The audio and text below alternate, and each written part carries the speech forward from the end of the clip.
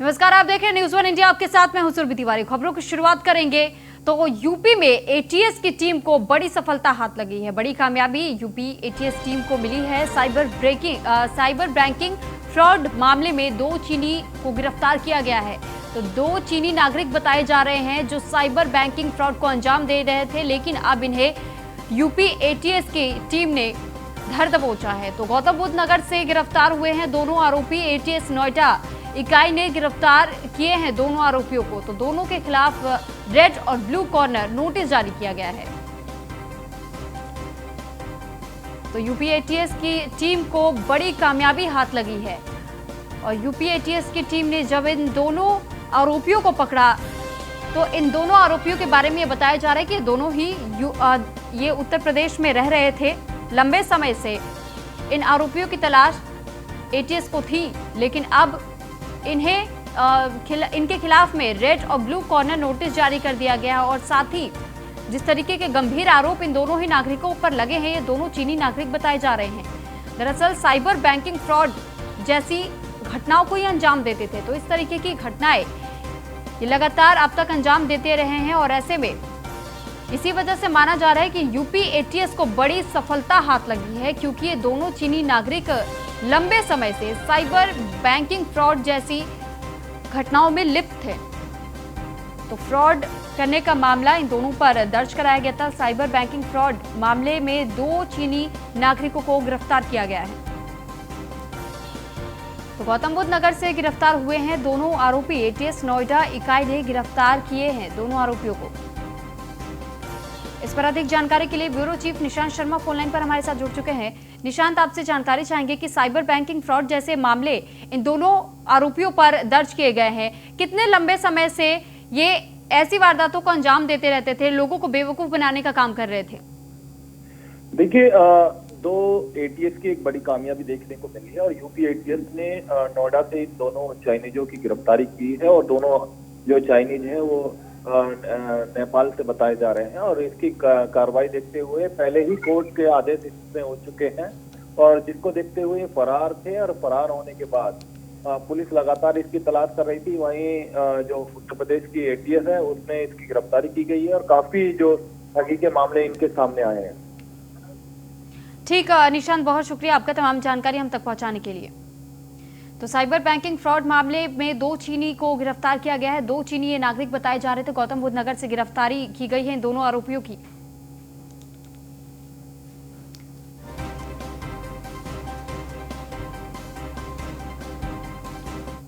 मेरठ में पुलिस की गौ तस्करों के साथ मुठभेड़ हुई है। मुठभेड़ में गौ तस्कर घायल हुए हैं। गिरफ्तार चेकिंग के दौरान पुलिस को ये सफलता मिली है। तो पुलिस की गौ तस्कर के साथ मुठभेड़ हुई मेरठ में और मुठभेड़ में गौ तस्कर घायल बताया जा रहा है। साथ ही गिरफ्तारी कर ली गई है। चेकिंग के दौरान पुलिस को ये सफलता हाथ लगी है। तो चेकिंग के दौरान सफलता हाथ लगी। फरमान और फैसल नाम का तस्कर अरेस्ट किया गया है। तो फरमान और फैसल इन दोनों आरोपियों के नाम बताए जा रहे हैं जिनको अरेस्ट किया गया है। तो ये दोनों लंबे समय से गौ तस्करी जैसी घटनाओं को अंजाम देते थे। गौ तस्करी का मामला इन पर काफी लंबे समय से चल रहा था, लेकिन मेरठ पुलिस ने इन दोनों आरोपियों को अब पकड़ लिया है। तो मेरठ पुलिस और गौ तस्करों के बीच में मुठभेड़ हुई, जिसके बाद से मुठभेड़ में गौ तस्कर घायल हुआ। इन्हें गिरफ्तार भी कर लिया गया। चेकिंग के दौरान पुलिस को ये सफलता हाथ लगी। तो फरमान और फैजल नाम बताया जा रहा है दोनों तस्करों का, जिन्हें अरेस्ट किया गया है मेरठ पुलिस की तरफ से। तो मेरठ पुलिस को बड़ी सफलता हाथ लगी है। गौ तस्कर के साथ मुठभेड़ हुई जिस दौरान इन्हें गिरफ्तार किया गया। मुठभेड़ में जिस गौ तस्कर की हालत खराब बताई जा रही है उसे नजदीकी अस्पताल में भर्ती कराया गया है। दरअसल पुलिस की गोली लगी थी इस मुठभेड़ के दौरान, जिस वजह से उसे इलाज के लिए भर्ती करा दिया गया है। ब्यूरो चीफ के शर्मा हमारे साथ अधिक जानकारी के साथ जुड़ चुके हैं। के आपसे जानकारी चाहेंगे कि गौ तस्करी का ये मामला जो मेरठ से सामने आया, अब इन तस्करों की गिरफ्तारी भी हो चुकी है, तो कैसे पुलिस को इस बात की भनक मिली और किस तरीके से इस गिरफ्तारी को मुमकिन किया गया? जी, मैं आपको बता दूं कि मेरठ के जितने भी थाना हैं और जो आउटस्कर्ट्स पर थाने हैं वहां पर लगातार पुलिस गो तस्करों के पीछे लगी हुई है और उसी में ये गो तस्कर भी पकड़ा गया है। और ये थाना नौचंदी की बड़ी कामयाबी है, क्योंकि थाना नौचंदी में ही कमेला पड़ता है और यहीं पर इसी तरीके की कार्रवाई चलती रहती है। पहले मैं आपको बता दूं कि अभी केवल एक हफ्ते पहले और गो तस्करों को पकड़ा गया था, जिनके पास से जिंदा गऊ पकड़ी गई थी। उसी की जितनी उसने आउटपुट दी थी, उसी आउटपुट के आधार पर आज फिर ये छापेमारी की गई और जिसमें इन लोगों को पकड़ा गया है। अभी रात में और भी कार्रवाई चलेगी और बहुत सारे गो तस्कर अभी पुलिस की रडार पर है। 26 जनवरी की वजह से थोड़ा सा ये अभियान धीरे पड़ा है, लेकिन आने वाले टाइम में गो तस्करों के खिलाफ तेज अभियान चलने वाला है। जी ठीक, बहुत शुक्रिया के आपकी तमाम जानकारी हम तक पहुंचाने के लिए।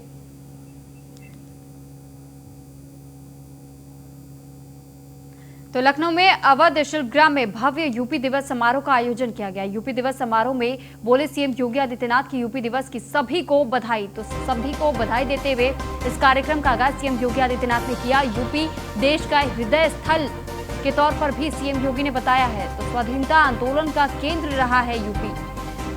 नागरिकों को जोड़ने का कार्यक्रम, इसे सीएम योगी आदित्यनाथ ने बताया। समाज के लिए कुछ करने की उत्सुकता होनी चाहिए। ओडीओपी योजना सबसे लोकप्रिय मानी गई। सीएम योगी की तरफ से तमाम बातें जो हम आपको बता रहे हैं। तो ओडीओपी को पीएम मोदी ने सराहा है। कोरोना का सफलतापूर्वक मुकाबला किया है उत्तर प्रदेश ने। सीएम योगी आदित्यनाथ ने तमाम बातें आज इस कार्यक्रम में कही थी। तो यूपी दिवस के अवसर पर सीएम योगी आदित्यनाथ ने ये तमाम बातें कही। हमें भारत की संस्कृति और इसकी गौरवशाली परंपरा पर गर्व की अनुभूति होती है। उत्तर प्रदेश देश का हृदय स्थल कहलाता है। भारत की संस्कृति, भारत की सभ्यता और भारत के स्वाधीनता आंदोलन का केंद्र बिंदु भी उत्तर प्रदेश रहा है। देश के अंदर हर एक क्षेत्र में उत्तर प्रदेश अग्रणी भूमिका के साथ निरंतर देश के लिए एक नई भूमिका के साथ कार्य किया है। आज आप देखते होंगे एक जनपद एक उत्पाद की अभिनव योजना देश की सबसे लोकप्रिय योजनाओं में से एक है। आत्मनिर्भर भारत का आधार बनने का जज्बा रखने वाला वह आयोजन आज देश के अंदर यूनियन बजट में भी अपना स्थान प्राप्त करता है। एक जनपद एक उत्पाद की इस योजना के साथ प्रारंभ हुआ उत्तर प्रदेश की यह योजना आदरणीय प्रधानमंत्री जी ने सराहा और प्रदेश के पहले इन्वेस्टर समिट के माध्यम से प्रदेश के अंदर की उन असीम संभावनाओं को आगे बढ़ाने के लिए उन्होंने अपनी प्रेरणा और मार्गदर्शन प्रदेश सरकार को प्रदान किया था। एक दृढ़ इच्छा शक्ति के साथ 24 करोड़ जनता की सुरक्षा के प्रति सरकार की जो प्रतिबद्धता है, उस प्रतिबद्धता के साथ पूरी ईमानदारी के साथ कार्य करने का जज्बा, इस जज्बे ने प्रदेश के परसेप्शन को बदला है। इसने यहां पे भारी निवेश की संभावनाओं को आगे बढ़ाया है। निवेश ने रोजगार और नौकरी की संभावनाओं को आगे बढ़ाया है। प्रदेश के अंदर हम लोगों का संकल्प ही यही है, हम केवल पेशेवर अपराधी और माफियाओं पर ही लगाम नहीं कसेंगे, बल्कि पेशेवर और खानदानी अपराधियों पर भी लगाम कसने का कार्य करेंगे कि आज प्रदेश के अंदर निवेश की असीम संभावनाओं के साथ साथ रोजगार की जो असीम संभावनाएं आगे बढ़ी हैं, लगभग 4 लाख युवाओं को तो हम सरकारी नौकरी अब तक प्रदेश के अंदर उपलब्ध करा चुके हैं और 15 लाख नौजवानों को हमने निजी क्षेत्र में निवेश यहां पर हुआ है, वहां पर नौकरियां उपलब्ध करवाई हैं। 1.5 करोड़ से अधिक नौजवानों को निवेश के माध्यम से रोजगार और लगभग 15 करोड़ नौजवानों को स्वतः रोजगार के लिए केंद्र और प्रदेश सरकार की योजनाओं के साथ जोड़ने का कार्य ये प्रदेश के अंदर विगत 4.25 वर्ष के दौरान सफलतापूर्वक उत्तर प्रदेश सरकार ने किया है। लखनऊ में सीएम योगी की अच्छी पहल की शुरुआत की गई तो युवा प्रतिभा के अभ्युदय का बीड़ा उठाएगी योगी सरकार। उत्तर प्रदेश दिवस पर सीएम योगी की युवाओं को सौगात दी गई। यूपी के बच्चों को अफसर बनने की तैयारी कराएगी योगी सरकार। आईएएस, आईपीएस, पीसीएस अधिकारी लेंगे क्लासेस तो मंडल स्तर पर खुलेंगे अभ्युदय कोचिंग सेंटर। उत्तर प्रदेश प्रशासन और प्रबंधन एकेडमी में होगी मेंस की कोचिंग तो सिविल सेवा, नीट, जेई सबकी तैयारी निःशुल्क कराई जाएगी। और ये निःशुल्क जो कोचिंग सेंटर चलाया जाना है ये सीएम योगी आदित्यनाथ की तरफ से उन्होंने ये ऐलान किया है। सीएम योगी ने कहा है कि ये निःशुल्क कोचिंग सेंटर चलाया जाएगा जिसमें अफसर बनाने का काम अब सरकार की तरफ से किया जाएगा।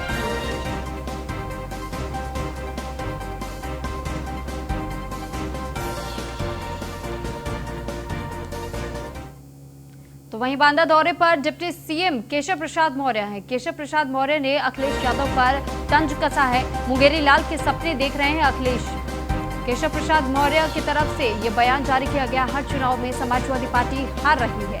केशव प्रसाद मौर्य ने साफ तौर पर अखिलेश यादव को घेरने का काम किया और घेरते हुए ये तमाम बातें कही और ये भी कहा कि देश की जनता बीजेपी के साथ है।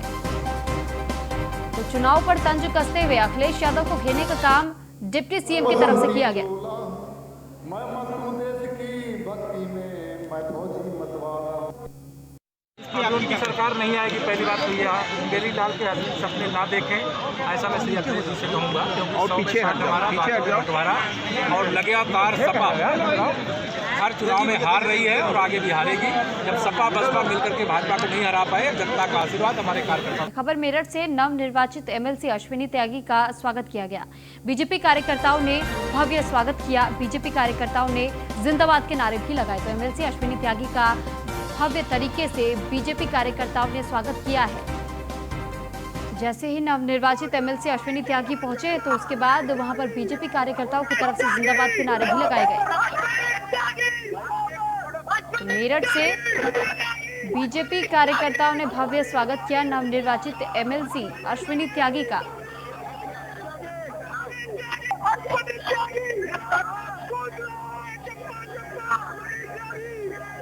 अश्विनी त्यागी जब मेरठ पहुंचे तो भव्य तरीके से स्वागत बीजेपी के कार्यकर्ताओं की तरफ से किया गया। नवनिर्वाचित एमएलसी बने हैं अश्विनी त्यागी और ऐसे में उनका स्वागत भव्य अंदाज में किया गया है। स्वागत करने वाले कोई और नहीं बल्कि बीजेपी कार्यकर्ता थे। तो बीजेपी कार्यकर्ताओं की तरफ से अश्विनी त्यागी का भव्य तरीके से स्वागत किया गया। जिंदाबाद के नारे भी उनके लिए लगाए गए।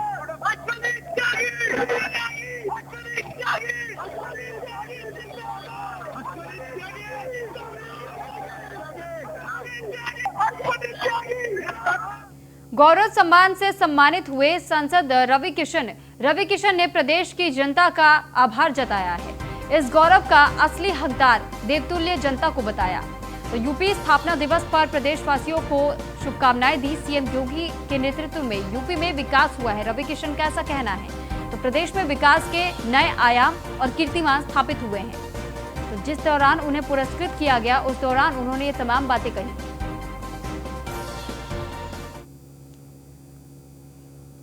26 जनवरी को दिल्ली परेड की तैयारियों में किसान लगे हुए हैं। गणतंत्र दिवस से पहले पेट्रोल पंप पर लगे पोस्टर की वजह से अब किसानों में गुस्सा भी देखने को मिल रहा है। पेट्रोल पंप पर ट्रैक्टर और बोतल में नहीं मिलेगा पेट्रोल ऐसा लिखा हुआ एक पोस्टर लगाया गया है, जिस वजह से किसान नेता राकेश टिकैत कहीं ना कहीं वो गुस्से में नजर आए और उसके बाद से उन्होंने ये कह दिया कि अगर पेट्रोल मालिकों की तरफ से जो पोस्टर लगाए गए हैं तो उन्होंने चेतावनी पेट्रोल मालिकों को दी है और उनका साफ तौर पर यह कहना है कि पेट्रोल पंप पर अगर पेट्रोल नहीं मिला तो हाईवे को जाम करने का काम किसानों की तरफ से किया जाएगा। ये है कि पेट्रोल पंपों को ये आदेश कर दिया कि किसी भी ट्रैक्टर को वो डीजल नहीं देगा। तो ये बहुत गंभीर इशू है। अगर कोई इस तरह के ट्रैक्टर है जिनको डीजल नहीं दिख रहा है वे ट्रैक्टर सड़कों के ऊपर अपने ट्रैक्टर लगावे, उन पेट्रोल पंपों के सामने जो हाईवे हैं उसके ऊपर लगावे। जब उनको तेल मिल जाएगा वे आगे चले जाएंगे। यही हमारे ये मुरादाबाद में है, गाजियाबाद में है, मेरठ में है, मुजफ्फरनगर, सब जगह ये ऑर्डर कर दिया गया इन्होंने। फोन आ रहे हैं, किसान वहाँ पेट्रोल पंपों पर ट्रैक्टर लगा रहे हैं, उनको तेल वहाँ पर नहीं दिया जा रहा। अगर तेल नहीं मिलेगा तो जाम रहेगा, हाईवे जाम रहेगा। ये है कि तो कन्नौज से खबर है, जहां पर घर में सो रहे युवक पर जानलेवा हमला किया गया। अज्ञात लोगों ने कुल्हाड़ी से हमला किया। पुलिस ने घायल को अस्पताल में भर्ती करा दिया है। मामले में कार्रवाई कर जांच में पुलिस जुटी हुई है। घायल युवक को कानपुर में इलाज चल रहा है और छिबरामऊ के सिकंदरपुर इलाके का ये पूरा मामला बताया जा रहा है, जहां पर कुल्हाड़ी से हमला किया गया। तो कन्नौज का ये पूरा मामला बताया जा रहा है। घायल युवक को कानपुर के नजदीकी अस्पताल में भर्ती कराया गया है। घायल युवक का इलाज अब भी जारी है। छिबरामऊ के सिकंदरपुर इलाके का यह मामला है। तो कन्नौज में घर में सो रहे युवक पर जानलेवा हमला हुआ है।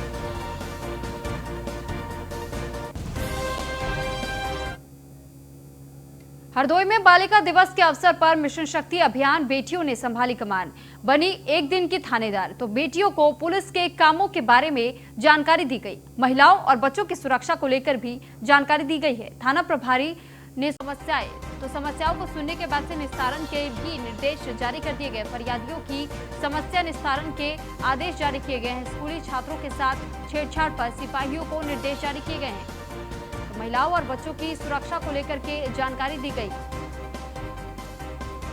थाना प्रभारी ने समस्याओं का निस्तारण करने के निर्देश जारी किए हैं। समस्याओं को सुनने के बाद फरियादियों की समस्याओं को पहले सुना गया, उसके बाद से निस्तारण के आदेश भी जारी किए गए।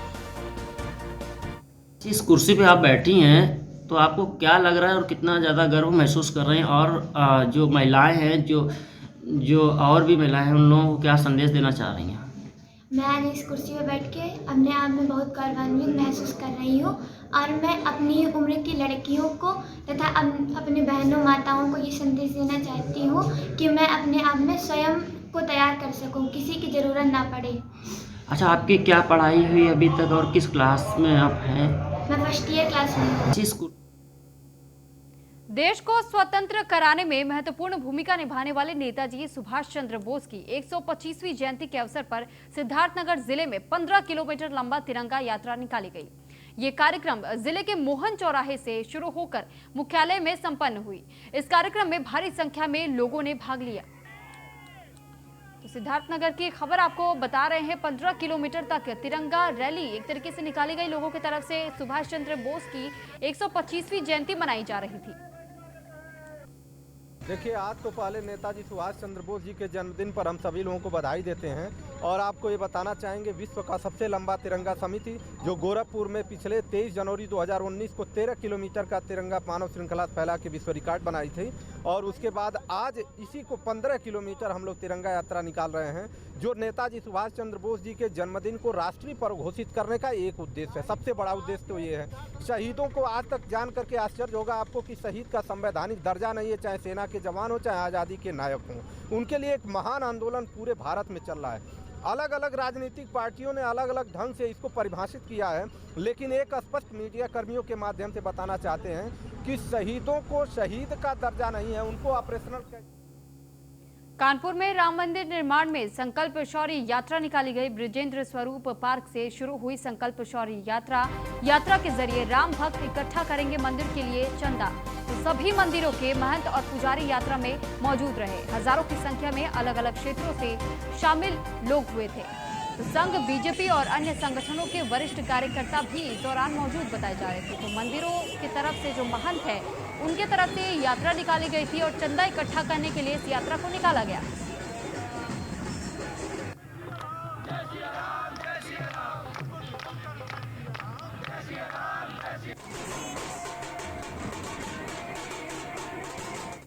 मेरठ में परतापुर पुलिस की अवैध शराब पर बड़ी कार्रवाई की गई है। 2,69,00,000 की अवैध शराब को नष्ट करने का काम किया गया है।